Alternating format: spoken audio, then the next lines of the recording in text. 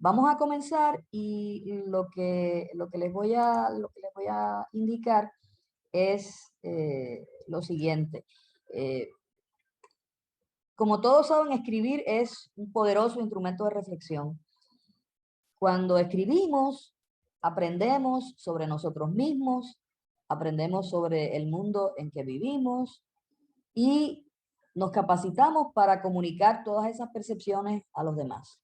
La lectura que nosotros hacemos del mundo, como nos dice Pablo Freire, es importantísima porque es la forma en que tenemos para comunicarnos con la realidad, para entender la realidad y para transmitir a los demás nuestra realidad, nuestros pensamientos, nuestras preocupaciones. Y como estamos en un ámbito académico, redactar es necesario en este espacio académico. Estamos en la universidad, muchos de ustedes son estudiantes de nuevo ingreso, son estudiantes de primer año, son prepas, como decían en años anteriores. Me imagino que todavía se usa el término. Y todos y cada uno de ustedes tienen que en algún momento escribir para no una, sino probablemente para todas sus clases. Así que comprender las propiedades textuales es fundamental a la hora de construir textos propios y comentar los ajenos. Y de las propiedades textuales es que tratan estos talleres que hemos ofrecido en el centro, específicamente de la propiedad de la adecuación, que fue el tema de la primera charla, y el tema de la cohesión y de la coherencia, que van a ser objeto de nuestro análisis en el día de hoy, en la mañana de hoy. La adecuación, cohesión y coherencia son, propiedades que deben tener los textos para estar bien escritos. Y como les decía, vimos la adecuación en la charla anterior y hoy vamos a trabajar con cohesión y coherencia. La adecuación, para un poco recordar, ¿verdad?, lo que hicimos en la reunión anterior, nos ayuda o nos indica o nos recuerda cómo debemos modificar un mensaje una vez que hacemos una evaluación de la situación comunicativa. Esta evaluación de la situación comunicativa nos va a decir cómo adecuar o cómo modificar el mensaje. Y entonces vamos a hacer cambios, ¿verdad? Vamos a hacer cambios en cómo se construyen las oraciones, qué palabras utilizo y qué registro utilizo. Cuando hablamos del registro, pues realmente hay dos registros que utilizamos normalmente, ¿verdad? Comúnmente. El registro informal, que es el registro coloquial, íntimo, familiar, oral, y el registro formal académico, en este caso universitario. Eso quiere decir que posiblemente, probablemente, nuestras comunicaciones van a ser fundamentalmente del registro formal, porque se van a desenvolver, se van a producir, las vamos a redactar en ese espacio académico. Así que lo que nosotros escribimos son textos académicos. No importa que sean respuestas para un examen de preguntas de discusión, no importa que sea un trabajo de análisis de un texto, no importa que sea un resumen de un texto que hemos leído, no importa, pero siempre esa característica va a estar presente. Es un texto de corte formal. Y eso quiere decir que no vamos a expresarnos como lo hacemos cuando estamos entre amigos, como hacemos cuando estamos en familia. Vamos a utilizar otras estructuras oracionales y vamos a utilizar otro vocabulario. Todos tenemos, ¿verdad?, un acervo de vocabulario, todos tenemos un inventario léxico. Todos poseemos una cantidad de palabras que conocemos y que usamos. Ese es nuestro inventario léxico. Y a medida que crecemos, a medida que nos educamos, ese inventario léxico va también creciendo y refinándose.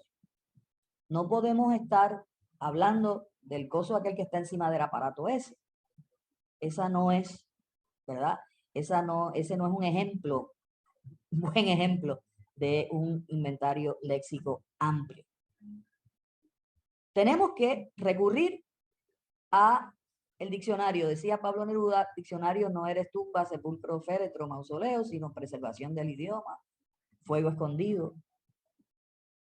Y añade que de joven te ignoré, pero eventualmente tuve que recurrir a él. Así que tarde o temprano todos vamos a tener que recurrir al diccionario para buscar sinónimos, para buscar antónimos, para buscar definiciones, para buscar las distintas acepciones, los distintos significados que puede tener una palabra, los que ha tenido a lo largo del tiempo.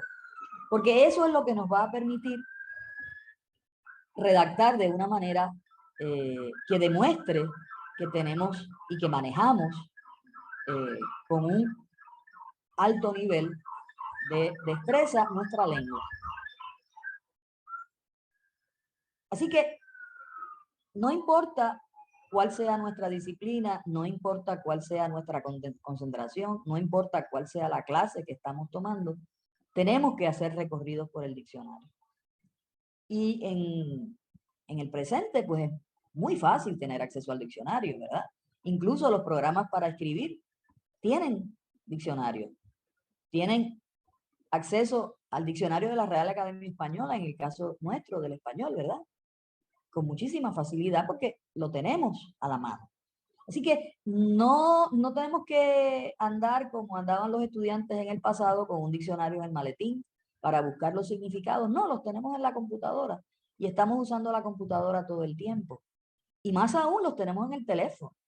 Así que no hay razón, no hay excusa para no poder usar el diccionario y aprovecharlo.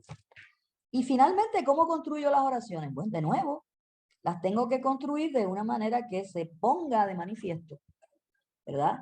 El que yo tengo conciencia de lo que es mi lengua materna, de lo que es el idioma, de la importancia de la comunicación, de la importancia de la claridad de la comunicación. No puedo redactar utilizando oraciones incompletas, no puedo utilizar redundancias, no puedo dar rodeos, no puedo estar expresando ideas manidas, ideas que se han usado tanto que son como una pastilla de jabón, que ya no queda nada de esa pastillita de jabón, ¿verdad? Así que todo eso es lo que se refiere al concepto de adecuación en lo que a la redacción universitaria toca. Ahora vamos a hablar sobre cohesión y vamos a hablar también sobre coherencia. La cohesión es fundamentalmente lo que se refiere a la sintaxis, al orden de los elementos en una oración, a la relación entre las palabras dentro de esa oración y la relación de las oraciones dentro de los párrafos. Si usted aprende y si usted sabe cómo se debe construir un párrafo, usted puede escribir un ensayo de 10 párrafos, de 100 párrafos, de 1000 párrafos, porque todos los párrafos son lo mismo, todos los párrafos se rigen por las mismas normas, por las mismas reglas. Y la cohesión es un elemento fundamental para construir párrafos que expresen lo que yo quiero comunicar, para que expresen mi pensamiento, para que expresen mis convicciones, para que expresen mis ideas. Así que eso es fundamentalísimo, fundamentalísimo. Y con eso es que vamos a trabajar en esta mañana. Vamos a ver cómo yo tengo que ordenar las oraciones dentro de un párrafo para que haya secuencia entre esas oraciones. Y cuando entremos a considerar la coherencia, entonces descubrimos que la coherencia es lo que me permite expresar la idea central, lo que yo quiero decir. Hay dos cosas fundamentales, el tema y la idea central, siempre. Eso va a perseguirnos y acompañarnos siempre que escribimos. ¿De qué voy a hablar y qué voy a decir? Sobre eso, acerca de lo cual hablo. Parece muy sencillo y lo es si aprendemos a hacerlo bien. Y no hay por qué no disfrutarlo. lo podemos disfrutar, porque en la medida en que nos expresamos con claridad, en la medida en que vemos que los demás nos entienden con facilidad, pues en esa misma medida celebramos, ¿verdad? El conocer bien nuestra lengua, el manejarla bien, el usarla bien y el conservarla. Eso es bien, bien importante para nosotros. El texto en cualquiera de sus tipologías corresponde a una unidad mínima comunicativa con plenitud de sentido, el cual logra coherencia en sus relaciones semánticas a través de la cohesión textual que posibilita la determinación de relaciones internas entre los recursos léxico-gramaticales que lo componen. Eso que podría parecer un poco, ¿verdad?, así difícil de comprender, no lo es. En realidad de lo que estamos hablando es de que cualquier texto debe tener sentido, plenitud de sentido. Y para tenerlo, debe tener coherencia. ¿Coherencia en qué? En las relaciones entre las palabras que lo componen. Por eso hablamos de relaciones semánticas. Y la cohesión textual es la que nos permite lograr ese texto que exprese nuestro pensamiento. Es importante recordar, claro, que un texto puede ser oral, puede ser escrito, puede ser un diálogo, puede ser un monólogo, puede ser una oración o todo un libro. Por eso les decía que si sabemos escribir un párrafo, podemos escribir 10, 100 o 1000. Cohesión nos permite conectar las ideas dentro de una oración, entre oraciones y entre párrafos. ¿Y de qué se componen los ensayos? De párrafos. Y ustedes tienen que redactar ¿qué cosas en sus estudios universitarios? Ensayos. Ensayos expositivos, ensayos argumentativos, todo tipo de ensayos. Las preguntas de los exámenes tipo ensayo se refieren a esto. La cohesión textual posibilita la comprensión de un texto. De no lograrse, el escrito puede ser confuso para el lector. Y eso es algo que en alguna medida todos y todas han experimentado en alguna ocasión. Cuando nos devuelven un examen tipo ensayo corregido. Muchas veces nos ocurre. El profesor, la profesora nos hace unos señalamientos, unos comentarios en el trabajo y nos dice, esto no se entiende. No has podido, no has logrado comunicar tu pensamiento con claridad. Y si nosotros manejamos la cohesión, eso no nos va a ocurrir, porque vamos a poder desarrollar una secuencia entre nuestras oraciones de manera tal que expresen nuestro pensamiento y que lo expresen con claridad. Eso es lo que debemos buscar. Los mecanismos de cohesión textual que relacionen los elementos de un texto entre sí pueden ser léxicos, pueden ser gramaticales. El primero que vamos a examinar es la anáfora. La anáfora es un mecanismo que garantiza la cohesión en cualquier tipo de texto, ya que trabaja como un hilo conductor del discurso. Ustedes quizás han escuchado el concepto de anáfora dentro de la poesía o dentro de la prosa. La anáfora es la repetición, ¿verdad? Pero aquí tiene un significado un poquito distinto. Vamos a verlo de inmediato. La anáfora es la repetición sistemática de un elemento a lo largo del discurso a través de pronombres, sinónimos. Los pronombres personales ustedes los conocen. Yo, tú, él, ella, usted, ellos, los plurales, nosotros, nosotras, ustedes. Todos conocemos los plurales. Los pronombres posesivos son los que indican pertenencia, ¿verdad? De algo o de alguien a quien se ha hecho referencia con anterioridad dentro del contexto de la oración. Su función es sustituir al sustantivo y deben corresponder con el género y número con el pronombre utilizado. ¿Cuáles son? Mío, mía, mías, tuyo, tuya, suya, nuestro, suyo, suya. Ustedes los conocen, los están manejando desde que se iniciaron en la escuela. Ya en cuarto, quinto grado los están usando todo el tiempo. ¿De quién es ese libro? Es mío. ¿De quién es ese libro? Tuyo. ¿De quiénes son esos bultos que están en el piso, en el salón? Son nuestros, maestras. Todo el tiempo los estamos usando, los conocemos. Y no podemos, ¿verdad?, tenerles miedo. A veces los estudiantes me escuchan decir, bueno, vamos a trabajar con el subjuntivo. Y entonces tiemblan. Pero señor, si usted lo está usando desde que está, es más, usted lo está usando desde el día en que le dijo a su mamá, a su papá, mami, yo quiero que Santa Claus me traiga. Quiero y traiga. Santa Claus todavía no me ha traído, pero yo quiero que me traiga, y traiga es el subjuntivo. Y usted lo está usando desde que le pide cosas a Santa Claus y a los Reyes Magos. Así que al idioma, a la lengua, no hay por qué tenerle temor. Lo que pasa es que a veces, pues, no hemos aprendido cuáles son los nombres apropiados, cuáles son los nombres específicos para las distintas categorías, pero eso no es tan difícil de aprender. Si nos aprendemos canciones enteras de reggaetón, o de pop, o de salsa, o en inglés.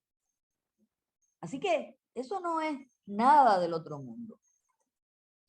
Otro recurso importante es la elipsis. ¿Y en qué consiste la elipsis? En suprimir una o más palabras de una frase que desde el punto de vista gramatical deberían estar presentes, pero sin las cuales se comprende el sentido de la frase. Suprimir una o más palabras de una frase que deberían estar presentes, pero sin las cuales se comprende el sentido de la frase. ¿Ok?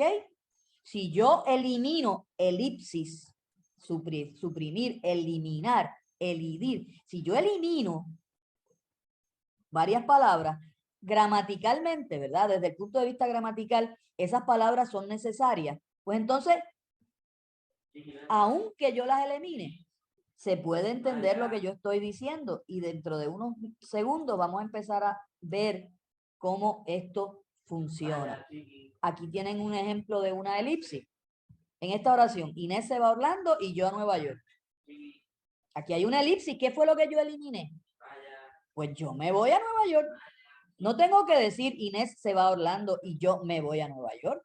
No es necesario. Es una repetición innecesaria.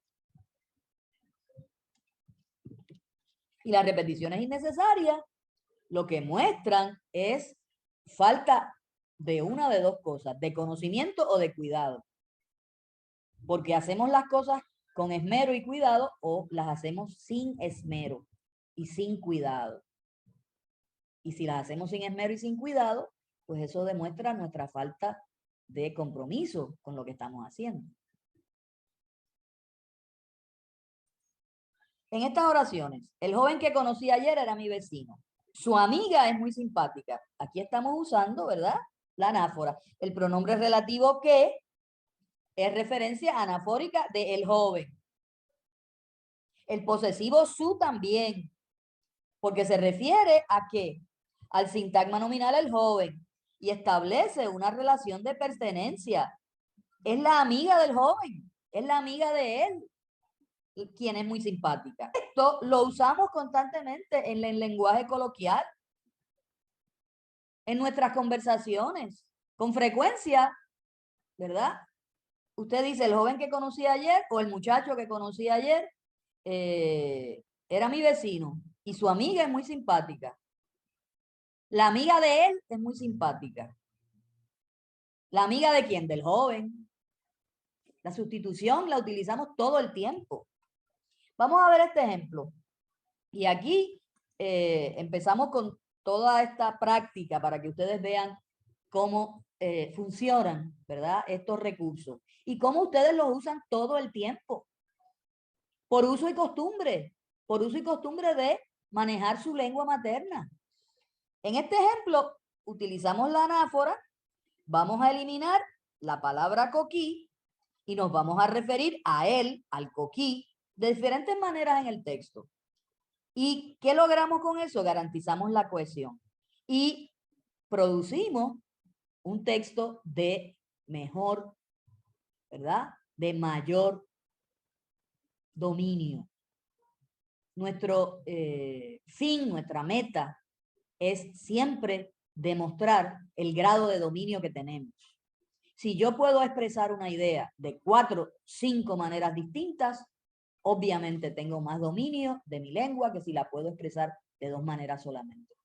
Si no tengo nada más que la elección entre dos maneras de expresar una idea, entre dos formas de construir una oración, ciertamente alguien que lo pueda hacer de 5 maneras distintas tiene mayor dominio que yo, pero yo puedo alcanzar ese nivel de dominio.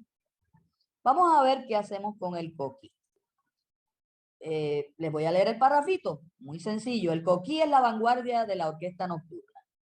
El coquí es el primero en despertar apenas se pone el sol. Desde los montes y sabanas, el canto del coquí llega a las casas en el corazón de los pueblos. Aunque esté en los patios, el coquí se escucha como si estuviera bajo techo. Uso la palabra coquí 1, 2 y 3 veces, innecesariamente. Estoy hablando del coquí. El tema de mi párrafo es el coquí. El tema es aquello acerca de lo cual hablo. ¿De qué hablo en este párrafo? Del coquí. Ya eso queda establecido en la primera oración. Por consiguiente, en las restantes no es necesario volver a repetir el vocablo, la palabra coquí. ¿Qué hacemos? Sencillo. El coquí es la vanguardia de la orquesta nocturna, es el primero en despertar. Desde los montes y sabanas, su canto llega a las casas. Aunque esté en los patios, se escucha como si estuviera bajo techo. Ciertamente, ¿verdad? Este párrafo es una mejor redacción del anterior, ya que en el anterior repito innecesariamente 3 veces la palabra coquí cuando puedo hacer estas sustituciones tan fácilmente. El pronombre él es referencia anafórica del coquí, así como el sujeto implícito él en los verbos es y esté. El posesivo su se refiere al sintagma el coquí para crear la relación de pertenencia. Vamos a verlo de nuevo. Es el primero en despertar, aunque esté en los patios. Es y esté, hay un sujeto implícito, aunque él es y aunque él esté. Y además, su canto llega a las casas. El posesivo su se refiere al coquí. Muy sencillo, muy fácil. Pero debo desarrollar la conciencia lingüística de hacerlo, de comprometerme con hacerlo, porque lo puedo hacer y lo sé hacer por uso y costumbre. Pero seré demasiado vago o vaga, perezoso o perezosa para hacerlo. Esa es la pregunta que nos tenemos que hacer a veces. ¿Seré demasiado perezosa? ¿Seré demasiado vaga? ¿Redactaré sin tener ese grado de compromiso como para volver a leer lo que escribí una vez termino? Pregúntense ustedes si son de esos redactores que escriben los trabajos la noche anterior y los entregan sin ni siquiera cotejar si los acentos, las tildes están bien puestas. ¿O están? Ni siquiera bien puestas, si están. Cuando los programas para escribir te los indican. A veces yo recibo trabajos de estudiantes donde no hay ni un solo acento escrito. Y yo me pregunto, y les pregunto a los estudiantes, una de dos, una de tres. Número uno, o tú no sabes acentuar, o tú no sabes usar el programa que utilizas para escribir, para cómo se colocan los acentos, o tú simplemente no leíste lo que escribiste una vez terminaste. No hay más explicación que esa. No hay justificación, ¿verdad? Para no poner un acento. Word, que es el programa que todos tenemos porque la institución nos lo hizo viable, ¿verdad? Nos lo incluyó cuando entramos a la universidad como parte de los mecanismos de ayuda para poder enfrentar esta nueva situación de la educación a distancia. Pues mira, está ahí. Te dice cuáles son las palabras que tienen acento, te establece la diferencia entre las que tienen y no lo tienen, y tú en algunos casos tienes que, ¿verdad? Tienes que decidir, pero la mayor parte de las veces te lo indica, te lo señala de una manera. te lo destaca. Pero a veces no le hacemos caso. Otra manera de lograr cohesión textual, es los conectores lógicos. Y de nuevo, los conectores lógicos, y ya mismo los van a ver, son totalmente conocidos por ustedes. Vinculan semánticamente pares de oraciones o partes de un texto y establecen una relación lógica entre ellos. Vinculan, conectan pares de oraciones. Te permiten una secuencia entre una oración y la otra. Y hay distintas clases de secuencia, distintas clases de vínculo. Puede ser un vínculo de adversativo, pero aunque, sin embargo, lo que he dicho en la primera oración lo desdigo en la segunda. Puede ser una relación de causa y efecto. Hice esto porque tal otra cosa pasó. Los conocemos, los usamos, los manejamos. Pero de nuevo tenemos que desarrollar esa conciencia. Los conectores son importantes. ¿Por qué? Porque le confieren lógica a las oraciones. Vinculan distintas partes de la oración y son indispensables.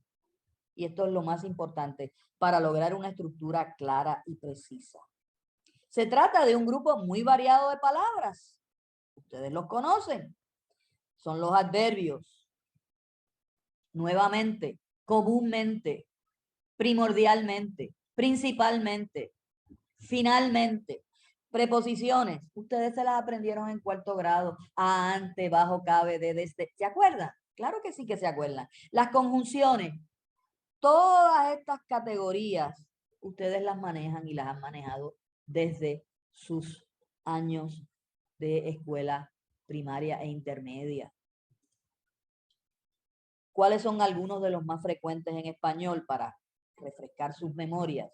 Sin embargo, en efecto, efectivamente, con todo, por eso, en primer lugar, en segundo lugar, ahora bien, en ese caso, a pesar de ello, por el contrario, y muchos más. A nivel de párrafo, entonces, las oraciones deben enlazarse mediante conectores lógicos que permitan la fluidez de la información.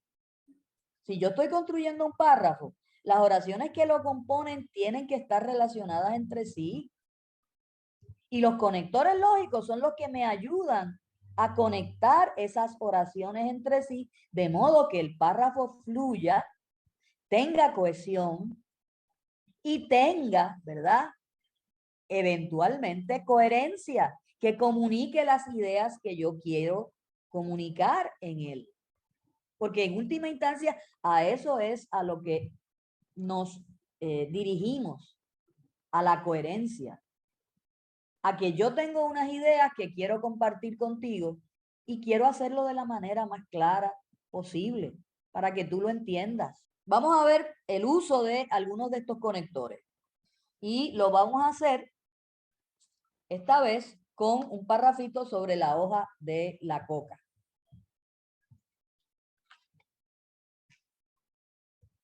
Les voy a presentar el parrafito y les voy a dar unas alternativas de cómo establecer relaciones entre las oraciones.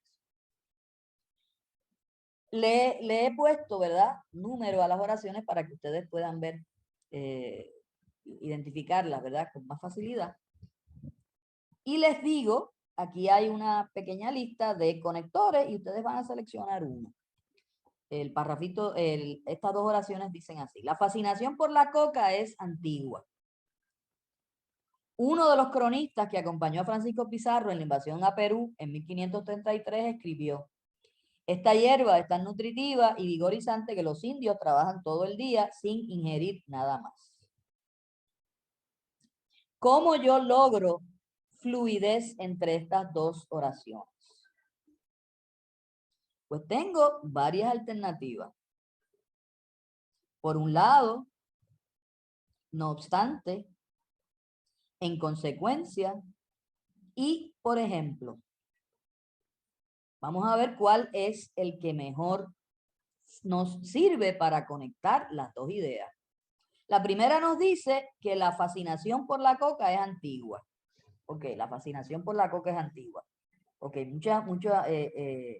la gente ha estado interesada por los usos, los atributos de la coca desde hace muchísimo, muchísimo tiempo. Y la oración segunda dice, uno de los cronistas que acompañó a Pizarro en la invasión del Perú dijo lo siguiente sobre la coca. Pues ciertamente no puede ser la primera, por un lado, porque si yo digo por un lado, tengo que decir en la próxima oración por otro lado, para establecer el contraste, ¿verdad?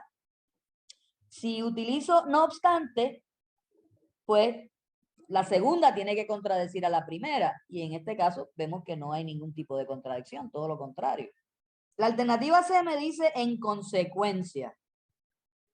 Ok, la segunda oración es consecuencia de la primera, no, tampoco.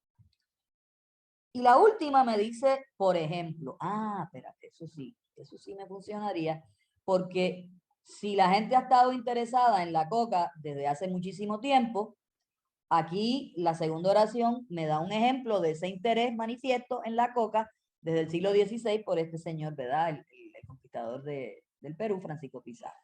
Así que muy fácilmente el conector adecuado para lograr fluidez entre las dos oraciones es por ejemplo. Y entonces la redacción se modifica. La fascinación por la coca es antigua. Por ejemplo, uno de los cronistas. Ahora yo sé y lo he expresado por medio de la inclusión de ese conector en la oración. ¿Cuál es la relación entre esas dos oraciones? La segunda oración es un ejemplo de lo que dice la primera. Ahora bien, para poder hacer eso, es necesario leer cuando termino de escribir, para asegurarme de que haya esa vinculación. Porque es posible que yo lo haya hecho desde el momento en que redacté.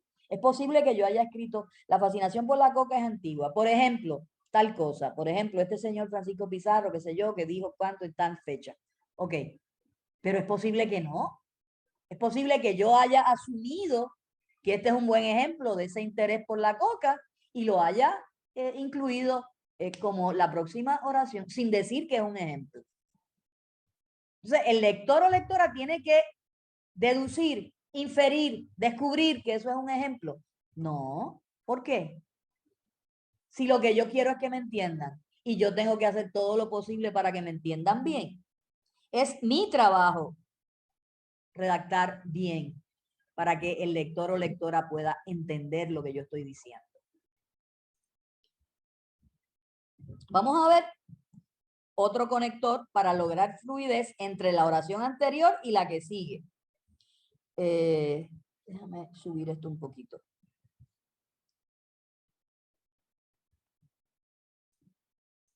Los invasores europeos estimularon el uso de la coca en los indios para prolongar la jornada del trabajo esclavo. ¿Ok? Entonces tengo aquí que seleccionar otro conector. El primero, por ejemplo. El segundo, tengo varias alternativas. Las alternativas son en consecuencia, como resultado, consecuentemente, por consiguiente, por eso.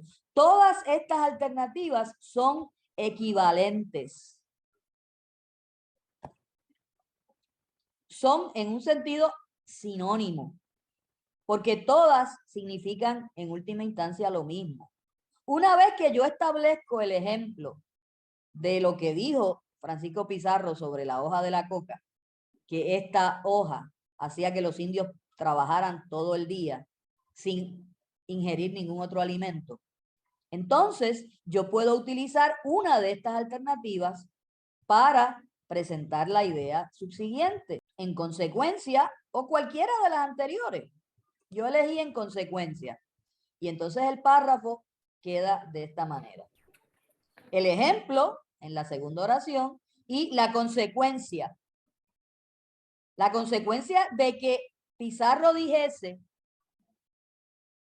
que la coca hacía que los esclavos, que los indígenas trabajasen más, es que estimularon el uso de la coca precisamente para lograr que los esclavos trabajasen más. O sea, los dos conectores, por ejemplo, y en consecuencia, me permiten lograr una gran cohesión en ese pequeño párrafo. Y lo que tengo aquí son apenas 3 oraciones. Ahora, noten ustedes información sobre el tema. La fascinación por el uso de la coca.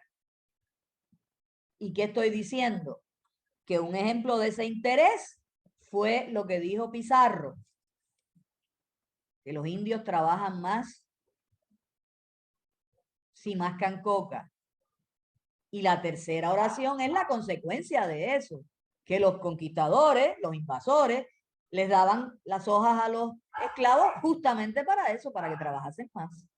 Entonces vemos que esas 3 oraciones están perfectamente vinculadas. Otro posible ejemplo. Ahora las ideas se van a presentar en orden de importancia. ¿Y cuáles son los conectores que voy a usar? El primero, el segundo y el tercero. Sencillo. Orden 1, 2 y 3. Vamos a ver el caso. La primera oración dice, yo veo 3 momentos supremos en el desarrollo de nuestro pueblo. El primero, formación y acumulación pasiva, que empieza con el descubrimiento y la conquista y termina en los últimos años del siglo XVIII y primeros del XIX. El segundo momento supremo, despertar e iniciación, que empalma con el anterior y cierra con la guerra hispanoamericana. El tercer momento, indecisión y transición, en que nos encontramos. Muy sencillo. 1, 2 y 3. Pero lo tengo que decir porque en la primera oración, en la primera proposición, yo dije que veo 3 momentos en el desarrollo. Así que los tengo que mencionar. Y para facilitar la lectura, lo indico, el primero, el segundo y el tercero. Así de sencillo, no es nada complicado. Vamos a ver este otro párrafo. Y vamos a ver cómo, ¿verdad?, las oraciones que lo componen cumplen con ese criterio de cohesión. En 1950, la Ciudad de México tenía 3,5 millones de habitantes, aire limpio y cielos despejados. El escritor Carlos Fuentes describió entonces el Valle de México como la región más transparente del aire. En la actualidad, la ciudad tiene más de 30 millones de habitantes y enfrenta graves problemas ecológicos. México, la segunda ciudad más poblada del mundo, es quizá la más contaminada del planeta. ¿Ok? Vamos a ver. 1950. La Ciudad de México. ¿De qué estoy hablando en el párrafo? De la Ciudad de México. ¿Y de qué cosa más específica de la Ciudad de México? Bueno, de acuerdo a la primera oración, de la población que tenía y de la ausencia de contaminación ambiental que había en ella, ¿verdad? Para recalcar eso que he dicho, para reafirmar eso que he dicho, para confirmar eso que he dicho, cito a Carlos Fuentes, gran escritor mexicano ya que no está con nosotros. Y Carlos Fuentes describió el Valle de México en 1950 como la región más transparente del aire. Entonces utilizo una autoridad que es Carlos Fuentes, el escritor, para confirmar eso que se dice en la primera oración. Aire limpio y cielos despejados, la ciudad más transparente. En la actualidad, doy un salto al presente. La ciudad tiene más de 30 millones de habitantes y tiene grandes problemas y graves problemas ecológicos. La conclusión del párrafo. México, la segunda ciudad más poblada del mundo, es quizá la más contaminada del planeta. En 1950, entonces y hoy, se establece una relación entre el pasado y el presente de la ciudad para recalcar la comparación, para explicitar la comparación. Se cita una autoridad, Carlos Fuentes, que describe la ciudad en 1950, y la última oración que resume los puestos en las anteriores y llega a una conclusión. Vamos a ver otro ejemplo.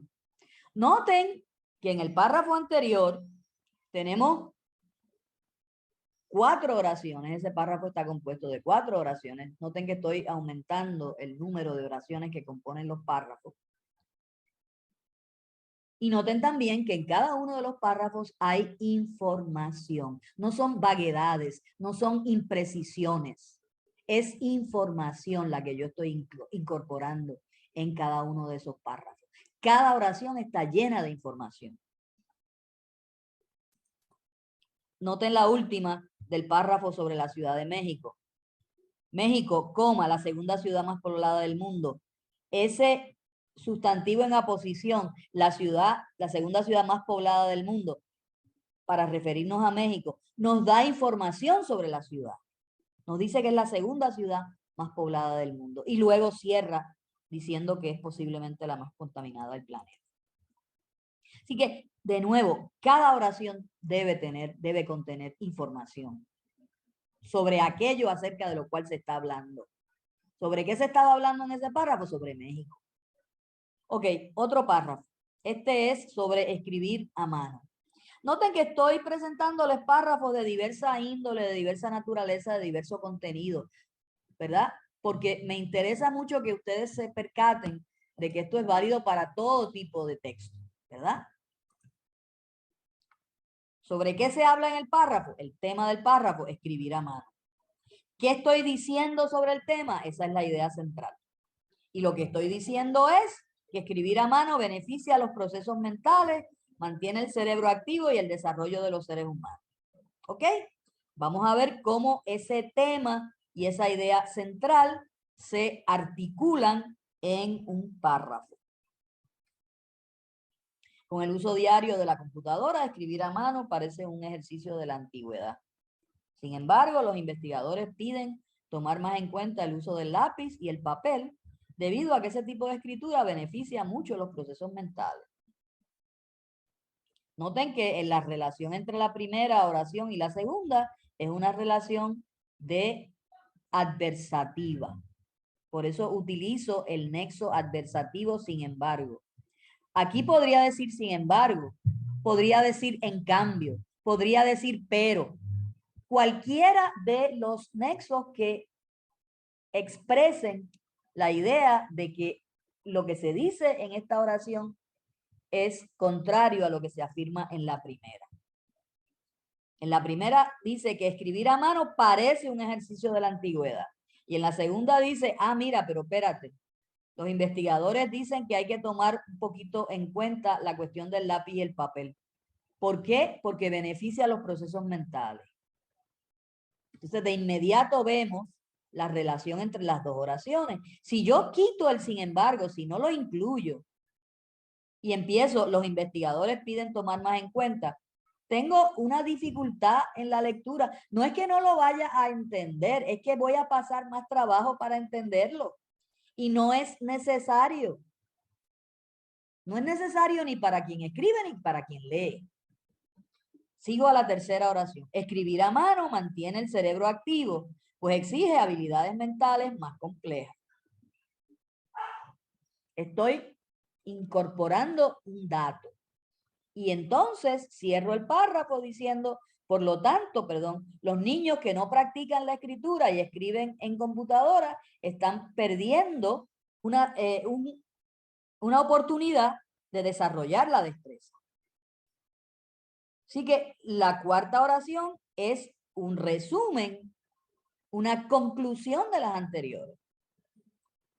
Yo utilicé, por lo tanto, ¿cuál nexo podría utilizar? En conclusión. Por eso, tengo múltiples alternativas.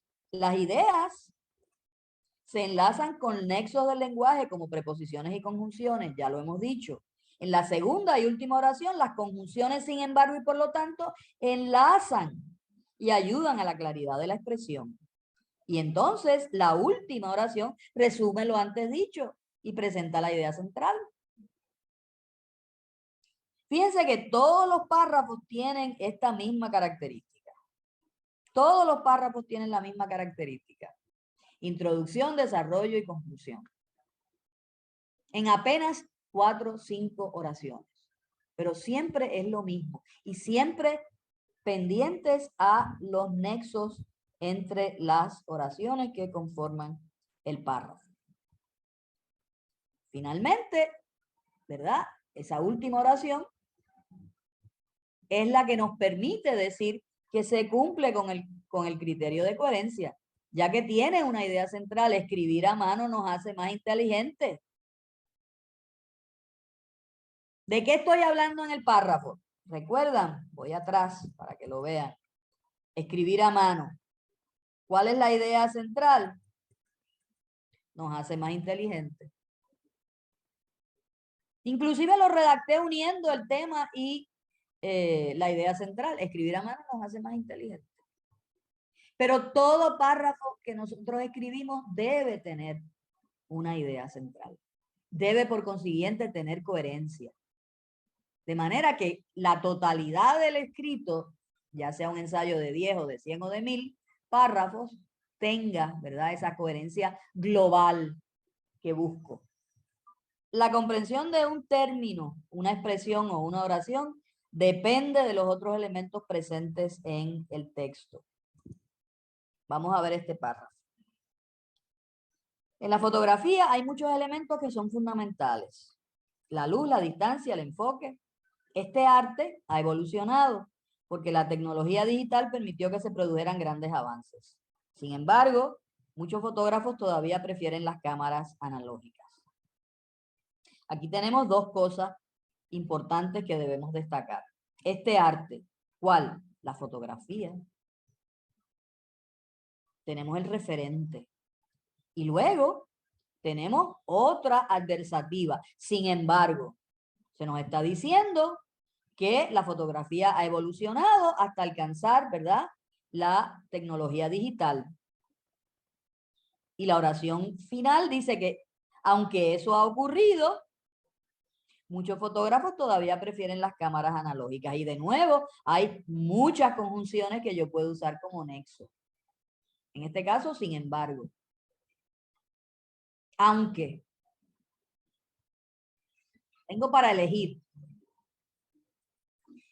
En el párrafo, además, se utilizan palabras de un mismo campo léxico, lo cual ayuda, contribuye a la cohesión léxica. Se habla de fotografía, luz, enfoque, tecnología digital, fotógrafos y cámaras analógicas.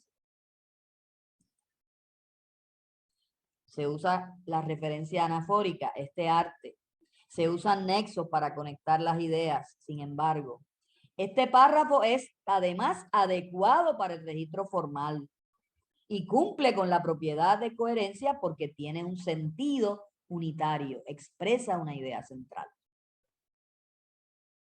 Fíjense cómo los tres elementos, adecuación, cohesión y coherencia, están presentes. Y no es nada del otro mundo escribir esto. Cualquiera de ustedes lo puede hacer.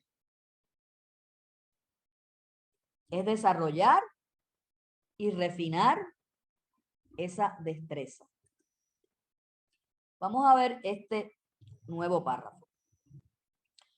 Dice, en primer lugar, se hará referencia a los estudios realizados sobre el tema de los criollismos en el español de Puerto Rico. Después, se explicará en qué consiste este nuevo estudio y cuáles fueron las conclusiones importantes. Finalmente, se establecerá qué aportes creemos esta investigación puede añadir. ¿Ok?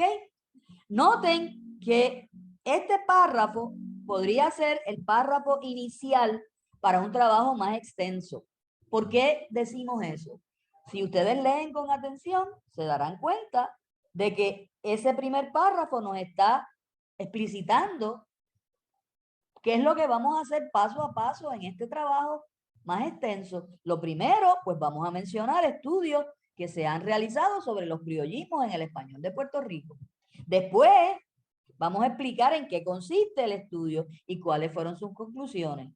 Y finalmente vamos a explicar cuáles fueron los aportes de esta investigación al campo de la disciplina de la lingüística. Este párrafo puede perfectamente bien funcionar como un párrafo introductorio a un trabajo más extenso, porque le dice a la persona que está leyendo qué es lo que va a leer, de qué se va a hablar, cuáles son las partes de cada uno de esos segmentos. Pero este primer párrafo yo no lo escribí tal cual. Este primer párrafo es el resultado de lo que yo he hecho durante todo el trabajo extenso que escribí. Y cuando yo tengo toda esa información recopilada y cuando yo sé que lo que voy a hacer es, primero, hablar de los estudios realizados sobre los criollismos del español en Puerto Rico, y después voy a explicar en qué consiste el estudio, y por último voy a ver cuáles son los aportes a la lingüística que el estudio hace. Cuando yo tengo claro que esas van a ser mis 3 secciones grandes de ese trabajo, de ese texto, de ese ensayo, de ese estudio de investigación, pues entonces yo lo puedo redactar, porque yo no voy a redactar esto de primera instancia. Yo no puedo redactar ese párrafo cuando empiezo a trabajar, porque todavía no sé bien qué es lo que voy a encontrar, con qué me voy a tropezar, qué cambio puede haber a medida que voy haciendo mi investigación. Y esto no tiene que ser una investigación de nivel de estudio posgraduado. Esta investigación la puede hacer un estudiante de nuevo ingreso, un estudiante del curso de español básico. Pues mira, buscas información sobre los estudios que se han hecho de los criollismos en español, explicas lo que es un criollismo, das ejemplos de criollismo y buscas las investigaciones. Pues, ¿cuáles van a ser? Pues probablemente tesis de maestría, de doctorado, del Departamento de Lingüística, de Estudios Hispánicos, de la Universidad de Puerto Rico. Empiezo por ahí. Si yo estoy en la Universidad de Puerto Rico, pues empiezo por ahí. Pero tengo que organizarme, ¿verdad? Tengo que organizarme para entonces saber de qué voy a escribir y eventualmente qué es lo que voy a decir. El párrafo es adecuado al contexto de una presentación, de una investigación, y funciona como una introducción en la cual se explica cómo va a estar organizado el texto. Es cohesivo porque utiliza los conectores en primer lugar, después emplea palabras de un mismo campo léxico, estudio, conclusiones, aportes, investigación. El párrafo es coherente, ya que hay un desarrollo lógico de la intención comunicativa a través de las oraciones. Ahora vamos a ver un párrafo de otra naturaleza. Este es un párrafo comparativo. Aquí vamos a comparar viajar en tren con viajar en automóvil, en carro. Aquí ustedes van a empezar a buscar problemas, porque es importante uno poder identificar, ¿verdad?, los problemas. En este texto, yo alteré la cohesión con 4 oraciones que, aunque son perfectamente correctas desde el punto de vista sintáctico, son correctas desde el punto de vista semántico, no dicen nada que no sea cierto.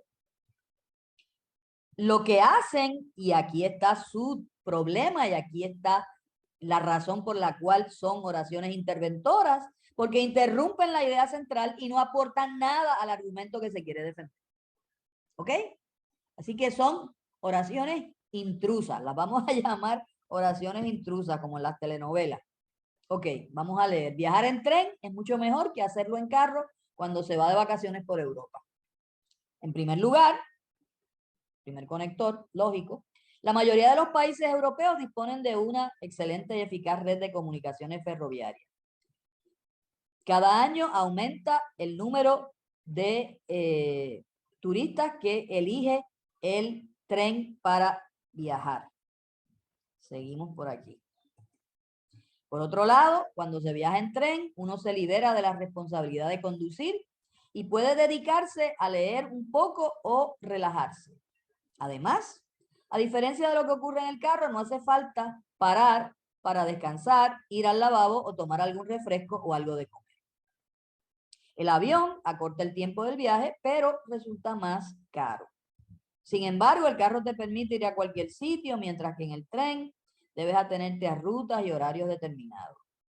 Por el contrario, el carro plantea problemas de estacionamiento y siempre supone un riesgo añadido. ¿Ok? Es conveniente obtener un seguro que cubra los posibles problemas durante las vacaciones. En comparación, el tren es un método más seguro para llegar al centro de las ciudades sin tener que correr los riesgos derivados de la carretera. Además, en la actualidad no resulta más caro que viajar por carretera. En conclusión, el tren es un medio de transporte más cómodo y seguro para desplazarse en vacaciones. Bueno, de acuerdo con lo que yo he leído, aquí como que hay unas oraciones que no tienen que ver con la comparación entre el tren, entre viajar en tren y viajar en carro. Vamos a ver cuáles son esas oraciones intrusas. Cada año aumenta el número de españoles que elige el avión. Ok, está bien, el avión ese está de más. El avión acorta el tiempo de viaje, pero resulta más caro. También. O sea que el avión no tenía nada que hacer aquí en este párrafo, porque el párrafo de lo que trata es de comparar viajar en carro con viajar en tren. Luego, ajá, el seguro este. Sí, no estamos hablando de ningún seguro. Habría que empezar otro párrafo para entonces considerar esa cuestión, pero en este párrafo no viene al caso. Y por último, las vacaciones siempre acarrean gastos imprevistos. ¿Qué es eso de los? No, tampoco. Los gastos imprevistos, no. Esa oración número 12 no tiene nada que ver. Así que hemos identificado 4 oraciones intrusas, 4 oraciones que no tienen que ver con lo que yo estoy discutiendo, que es comparar viajar en tren con viajar en carro. Meto 2 oraciones que tienen que ver con viajar en avión, que no, que sí, que son correctas. Todos los años más gente viaja, usa el avión como medio de transporte, no necesariamente de vacaciones, pero que viajan por avión. Y el avión también sí acorta el precio, acorta el tiempo de un viaje, pero es más caro. También eso es verdad, pero no tiene que ver con lo que yo estaba haciendo. Después, en lo de los seguros, eso es cierto. Los seguros son importantes, pero ¿qué tiene que ver con lo que yo estaba discutiendo? Y por último, las vacaciones siempre acarrean gastos imprevistos. Eso tampoco. Eso podría ser, la 9 y la 12 podrían ser, por ejemplo, párrafos subsiguientes, ¿verdad? Al párrafo este en donde yo comparo el avión, el viajar en carro con viajar en tren. Pero son intrusas por eso, porque sacan, ¿verdad? Sacan los párrafos de su centro, de su foco de atención. En el siguiente párrafo hay 2 oraciones vinculadas al tema principal, pero constituyen de nuevo digresiones. Vamos a recuperar la unidad interna, la cohesión interna de cada párrafo y vamos a suprimir las digresiones. Este párrafo se llama Geñas Boutique y dice así: Geñas Boutique es otro ejemplo entre los miles de anuncios comerciales que encontramos en Puerto Rico. En este caso específico, la dueña le puso el nombre a su pequeño negocio de ropa sin saber qué quería decir boutique. Algunas palabras francesas se han incorporado al español a través del inglés. ¿Ok? ¿Y eso qué tiene que ver? El nombre se lo trajo su hija copiado de la zona metropolitana. Ok, esta sí porque tiene que ver con el nombre de Geña Boutique. Es un ejemplo de anuncio. La dueña le puso ese nombre sin saber lo que quería decir boutique, porque el nombre se lo trajo su hija. Ok, pues entonces esta cosa del francés aquí no pinta, esto no pinta nada que tenga que ver con el boutique de ella. El nombre se lo trajo su hija. Hoy la zona metropolitana abarca mucho más que el municipio de San Juan. Ok, eso es verdad, pero ¿qué tiene que ver eso con lo que estoy hablando aquí del boutique de Geña y que la hija le trajo el nombre? Ok, esa oración es rara. Para los vecinos del barrio, el negocio sigue siendo la tiendita de Geña. Ok, eso está bien. Tengo la impresión de que muchos puertorriqueños tratan de esconder un sentido de inferioridad al usar otro idioma para darle nombre a algo que en nuestro vernáculo puede ser más claro y correcto. Eso es verdad. Está relacionado. Entonces, ¿cuáles son las oraciones intrusas? ¿Cuáles son las digresiones? En la referencia a que algunas palabras del francés se han incorporado al español a través del inglés. Eso no tiene nada que ver con lo que yo estoy hablando aquí. Y el hecho de que la zona metropolitana es mucho más que el municipio de San Juan, también eso es verdad. Pero tampoco tiene que ver con lo que se está discutiendo en el párrafo. Les traigo estos ejemplos porque es algo que encontramos en las redacciones de los estudiantes con muchísima frecuencia. Perdón. Y es el hecho de que, de nuevo, son digresiones. Son cosas que no tienen que ver con aquello acerca de los cuales estoy hablando, ni de la idea que estoy tratando de expresar. En el caso de este párrafo de Genia, disculpen que aquí hay unas oraciones interventoras del próximo ejercicio que se han colado aquí. Ok. Lo que estoy tratando de decir en este párrafo de Genia's Boutique es que a veces, ¿verdad? En el pasado, porque ya esto no es algo que ocurre con muchísima frecuencia, esa cuestión del complejo de inferioridad del cual se ha hablado tanto en nuestro país, pues a veces la gente usa otro nombre para, un nombre extranjero para darle, ¿verdad? Para nombrar algo de que en nuestro vernáculo puede ser mucho más claro y correcto. Esa es la idea central y entonces lo expresa perfectamente bien, pero la oración número 3 y la oración número 6, la oración número 5 no tienen que ver con eso que yo estoy diciendo ni con aquello acerca de lo cual estoy hablando. Son dos cosas totalmente distintas. Fíjense entonces que yo puedo estar ofreciendo información correcta, presentando información correcta, incluyendo información correcta, pero no pertinente, no pertenece. Vamos a ver otro ejemplo. Aquí nuevamente hay dos oraciones intrusas. Y esta vez hablamos de los ciclones y los huracanes. Ciclón y huracán son dos vocablos sinónimos de uso moderno y conocido en todas partes, aunque cada uno de ellos suele tener preferencia frente al otro en ciertos territorios del mundo hispánico. Ok, eso es una información. Ciclón y huracán son dos palabras que se usan indistintamente, se conocen, y en unos sitios prefieren usar la palabra ciclón, en otros sitios prefieren usar la palabra huracán. Ok, está claro eso, no hay problema. Segunda oración, nuestra temporada de huracanes se extiende desde julio a noviembre. Ok, pero no le veo mucha cohesión con la anterior, con la oración anterior, pero vamos a ver. Dice, el tainismo huracán entra en el español a principios del siglo XVI y no tiene competencia con ciclón hasta el siglo XIX. Ok. Hoy sigue siendo la palabra preferida en Puerto Rico para nombrar ese fenómeno atmosférico, a pesar de que convive en la lengua coloquial con las tradicionales temporal o tormenta.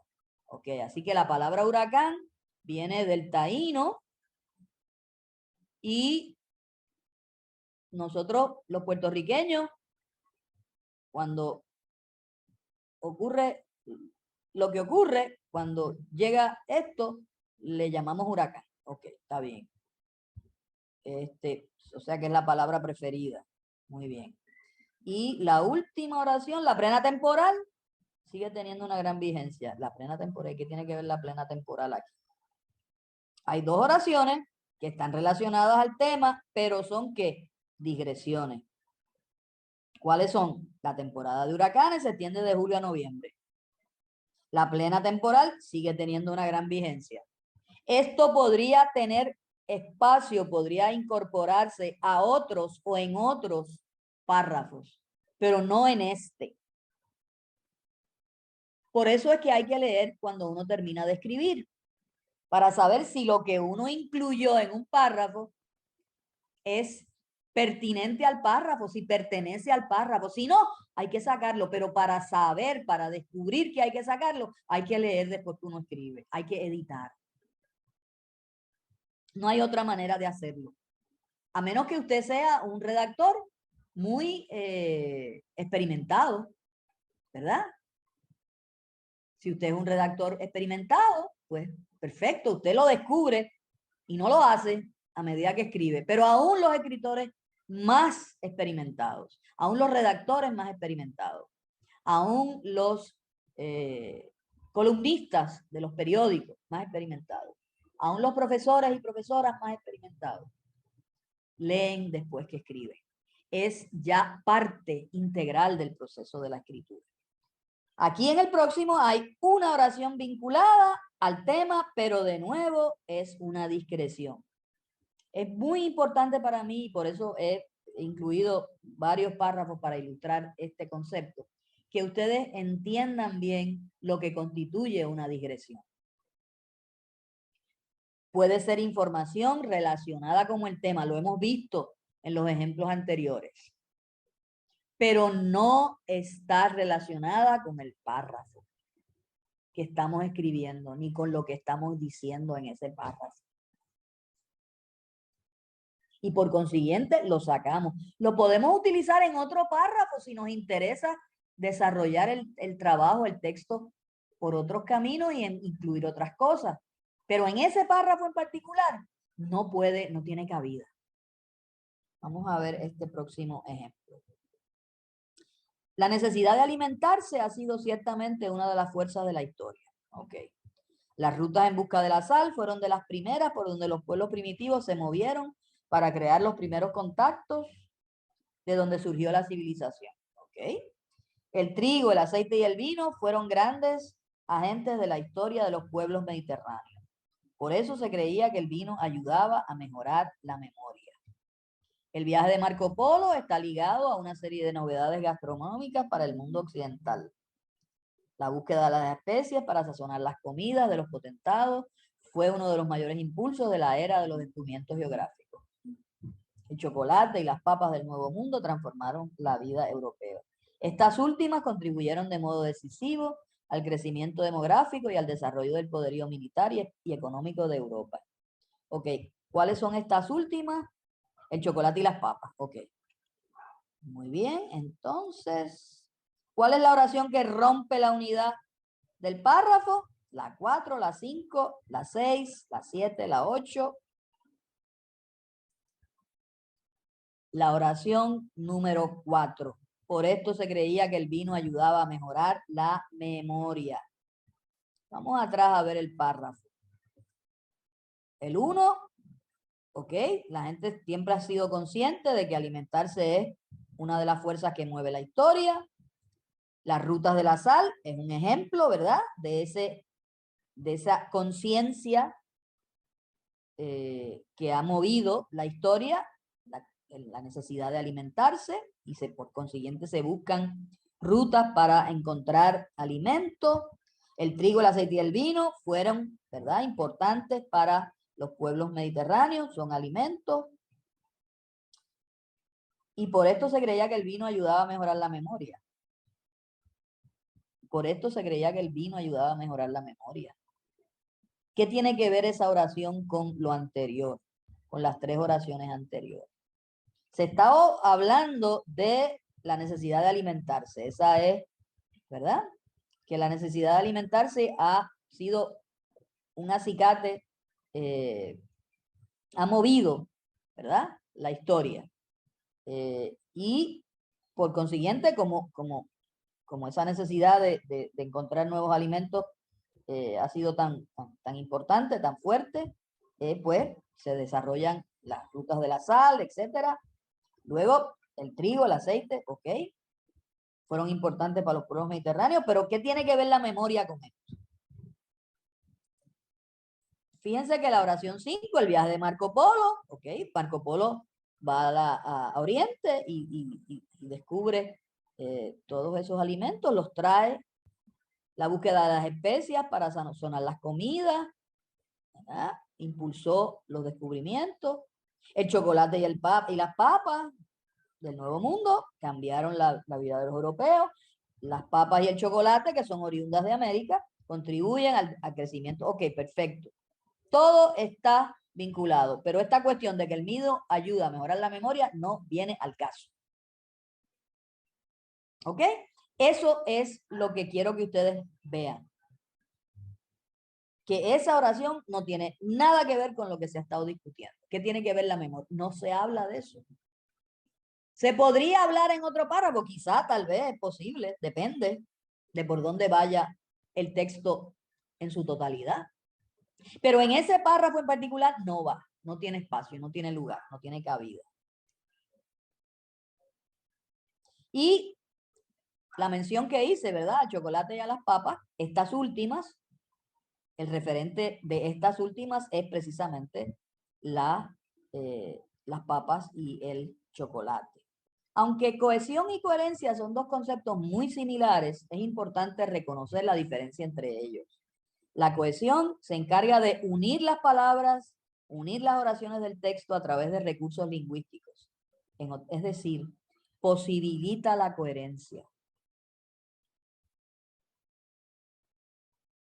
La función de la cohesión es facilitar la coherencia. Por eso les decía que el tema y la idea central van de la mano. Usted habla sobre una cosa y usted dice, expresa sus ideas sobre eso. Pero si cuando usted intenta expresar sus ideas sobre un asunto, un tema en particular, lo tiene que hacer de manera cohesiva. Si no, entonces, ¿qué ocurre? La confusión. Incluso a veces, si volvemos atrás al último párrafo que examinamos, el párrafo sobre la alimentación como fuerza motora de los descubrimientos y de los viajes y de las exploraciones, la referencia al vino, a veces, al vino como promotor de la memoria, ¿verdad?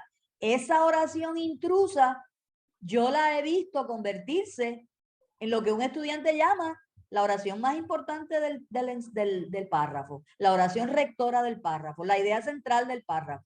¿Cómo es posible, verdad, que alguien pueda leer tan mal el párrafo que llegue a esa conclusión? Pues ocurre, porque una oración interventora, una oración intrusa, una oración no pertinente puede distraer tanto al punto de que la persona se olvida de todo lo demás y se centra, se enfoca en esa oración en particular y se pierde la comprensión del texto.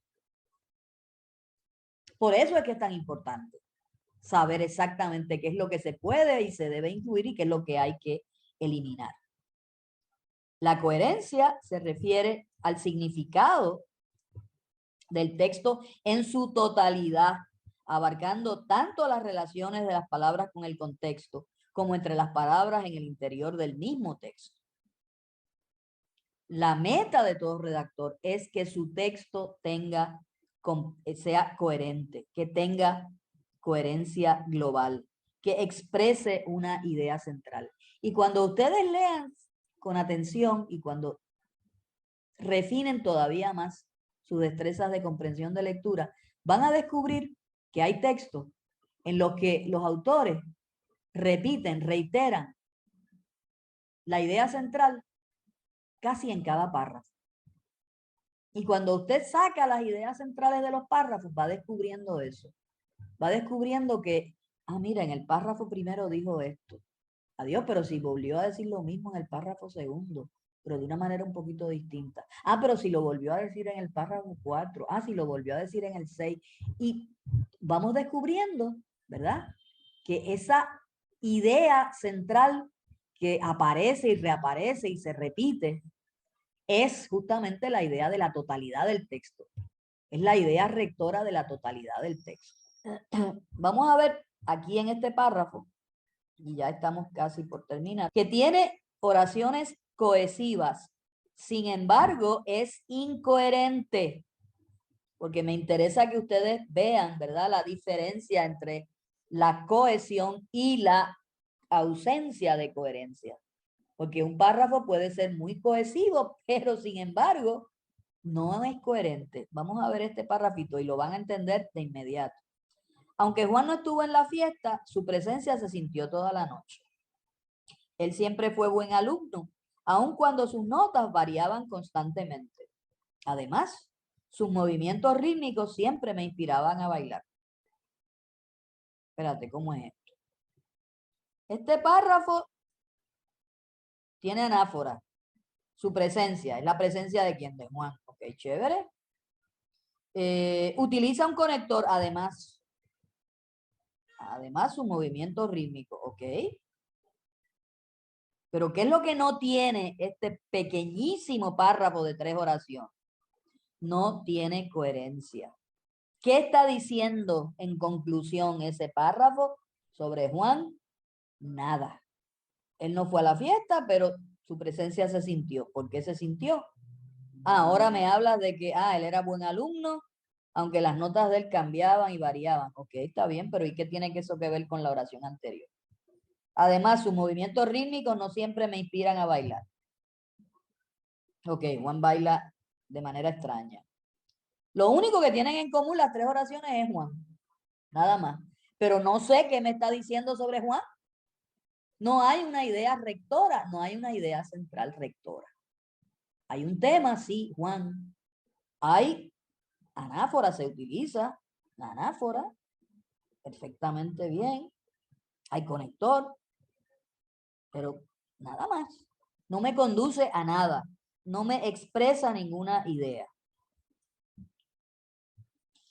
Aquí al final les incluyo una referencia sobre el tema de cohesión y coherencia y espero, agradezco en primer lugar que hayan compartido conmigo y por último pues espero que esto les sirva de algo en sus redacciones de fin de curso. Cualquier pregunta, cualquier aclaración que necesiten o que quieran hacer, se pueden comunicar conmigo a mi correo electrónico de la universidad, en el centro, donde ustedes quieran. Y les recuerdo también que en el centro hay un grupo de tutoras muy buenas, excelentes, tanto en español como en inglés, que trabajan y ayudan con los estudiantes y con las redacciones de los estudiantes, para que sean cohesivas y tengan coherencia. Así que cuando ustedes quieran, pasen por el centro o comuníquense con el centro. Muchas gracias y buenos días. Pero estábamos explorando el hecho de que cuando el peso de la información descansa en el sintagma nominal y, y, y todo ese montón de cláusulas incrustadas que podemos poner al frente en ese sintagma nominal y luego dejamos el sintagma verbal más liviano, eso oscurece la redacción y tendemos, quizás por hipercorrección o los estudiantes, a cargar esa primera parte de la oración de demasiada información. Me gustaría saber qué usted tiene que opinar, porque si hacemos arbolitos de esas oraciones incomprensibles, pues por lo regular lo que encontramos es que la densidad informativa está bajo el sintagma nominal y no bajo el sintagma verbal. Sí, eso es natural, porque es más fácil Exacto. cargar el sintagma nominal, ¿no? Adjetivos pues, ponemos, pues, anteponemos, usamos cláusulas para añadir información, o sea, toda una serie de cosas. Lo que sí es importante es eh, buscar siempre el equilibrio, ¿no? Porque muchas veces donde se produce la falta de claridad o la confusión es cuando el estudiante sigue extendiendo las oraciones y entonces recurre a la redundancia para expresarse, o si no, recurre a expresiones manidas, un poco muletillas para salir del paso. Y a veces en busca de una supuesta expresión más formal o más, o mejor, ¿no? Y entonces yo creo que lo que tenemos que tratar de hacer es un poco insistir en algo que a veces no se nos olvida, la sencillez. A mí por eso Antonio Machado siempre me ha parecido tan maravilloso, porque es un universo léxico muy sencillo, muy asequible, sin embargo, pues tan profundo, ¿no? Y entonces los estudiantes deben un poco cobrar conciencia de lo que ellos ya traen, porque traen muchísimo, tienen 12 años de estudio, han tomado cursos de español y de inglés durante 12 años, así que tienen un uso de su lengua que hay que simplemente organizar un poco y sacarle provecho a eso que ellos traen. Por eso yo daba el ejemplo del modo subjuntivo, porque si desde cuarto grado que más antes le están pidiendo cosas a los reyes, pues mira, ahí está. Es la manera más fácil.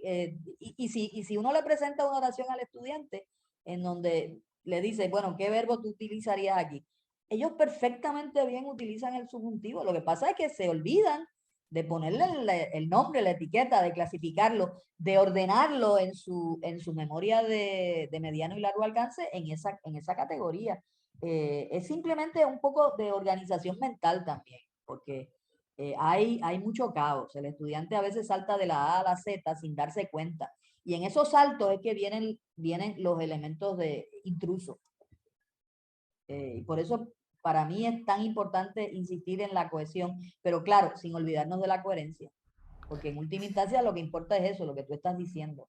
Sí, sí, porque me he fijado y mi experiencia últimamente es que hay mucha subordinación en los sintagmas nominales y entonces en el sintagma verbal, pues como que Claro, cuando llegamos seguro. allá, cuando llegamos al sintagma verbal, que es donde está la acción, ya Por no eso, recordamos que por dónde lo se menos de qué decida. pensamos. Exacto, Y ni de quién exacto, estamos hablando ni qué estamos diciendo. correcto, correcto. Ese es el problema. Y entonces también hay que pues enseñarlos a cortar. Mire, corte, elimine. Pero para eso hay que volver a leer después que uno escribe. Si no aprenden a leer después que escriben, no van a desarrollar, a refinar esas destrezas. Y yo añadiría leer en voz alta también para ver si esas pausas están, si esas oraciones tienen la Claro, también, eso yo lo hago mucho en mis clases, porque a veces los estudiantes leen no lo que tienen al frente, sino leen de memoria, leen correcto. una palabra que no existe, que no está en el texto. Y entonces, claro, la comprensión de la lectura se pierde. Pero yo creo que también en la enseñanza, ¿no? Un poco más de rigor y mucho modelo para que, pues mira, si tú quieres que escriban un texto expositivo, pues ponle un modelo expositivo. Correcto. Y no, y que sepan que escribir es reescribir, nadie sale de la primera. Exactamente, nadie, ni García Márquez salía de la primera. Muchas gracias, doctora Sanavitis, y gracias, Ivonne, un doctora. placer. Ok, Ivonne, gracias y es todo excelente la charla. Muchas gracias. Gracias, gracias.